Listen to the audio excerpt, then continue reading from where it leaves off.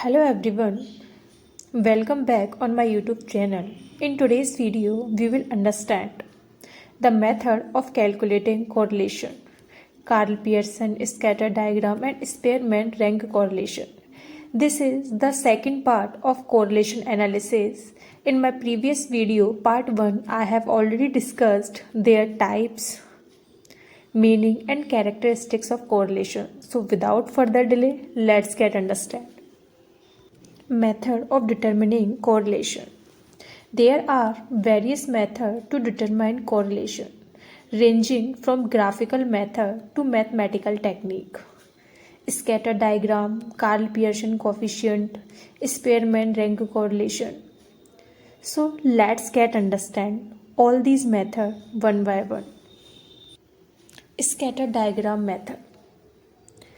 Scatter diagram method is a graphical method used to study correlation between two variables. In this method, value of one variable are plotted on the x-axis and the other variable on the y-axis. Each pair of observation is represented by a dot on the graph. When the dots show an upward trend from left to right, it indicates positive correlation. But when the dots show a downward trend, it indicates negative correlation. If the dots are scattered randomly with no clear pattern, it indicates zero correlation. So, this method is called a visual representation because we do not calculate any numerical value here.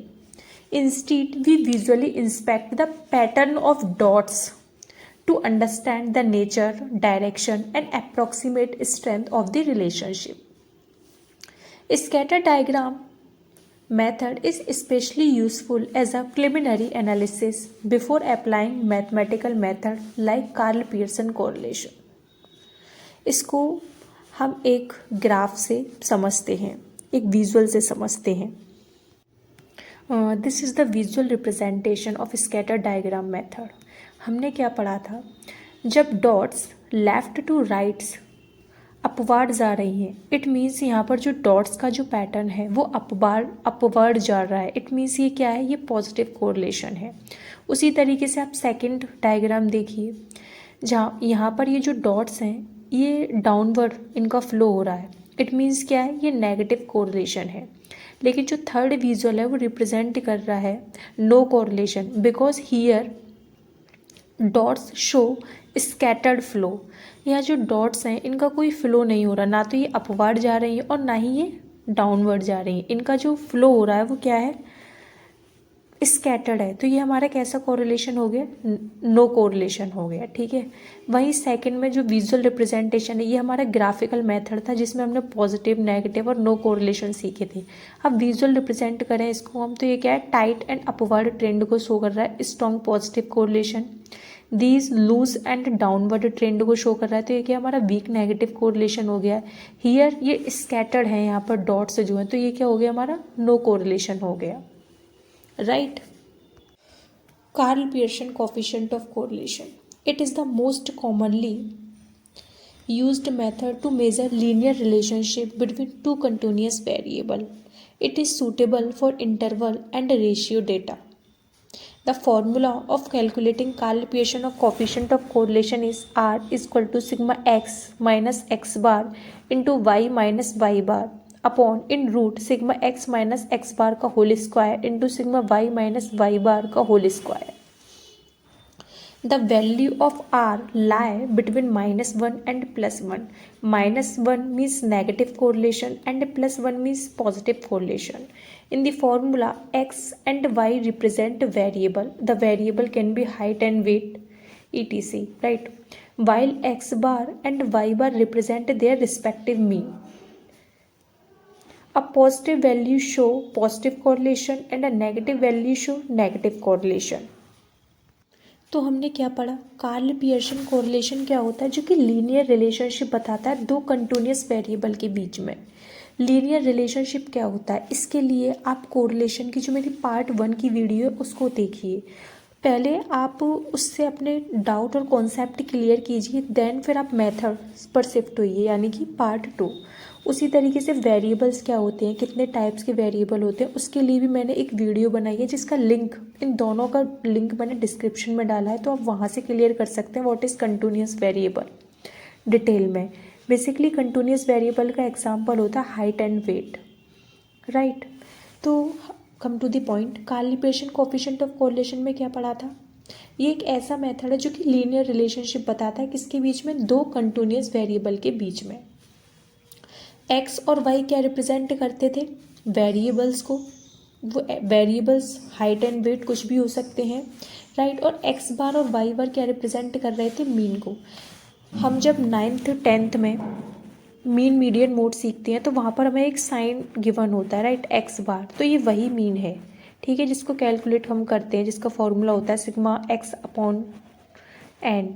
3 series होती है, individual, discrete and continuous, ठीक है। तो उसी mean की यहाँ पर ये बात की जा रही है। Karl Pearson correlation step by step calculation. In exam, students often panic when they see the Pearson formula. But if you break it into steps, it's become very simple. First, calculate the mean. Step 1, find mean of x bar and y of y bar. Means x और y series जो कि variables को represent कर रही थी, उनका हम क्या निकालेंगे, सबसे पहले हम मीन निकालेंगे, जिसको हम एक्स बार और वाई बार से रिप्रेजेंट कर रहे थे। Then step 2, calculate x minus x bar and y minus y bar, which called deviation. Then step 3, multiply these deviations. Step 4, square of deviations and last step is apply formula. चलिए अब Karl Pearson coefficient of correlation को एक numerical example से समझते हैं। यहाँ पर हमें कैलकुलेशन एक टेबल दे रखी है जहाँ पर एक्स और वाई दो सीरीज़ गिवन है। तो सबसे पहले हम क्या कैलकुलेट करेंगे, एक्स और वाई सीरीज़ क्या रिप्रेजेंट कर रही है, वेरिएबल को रिप्रेजेंट कर रही हैं।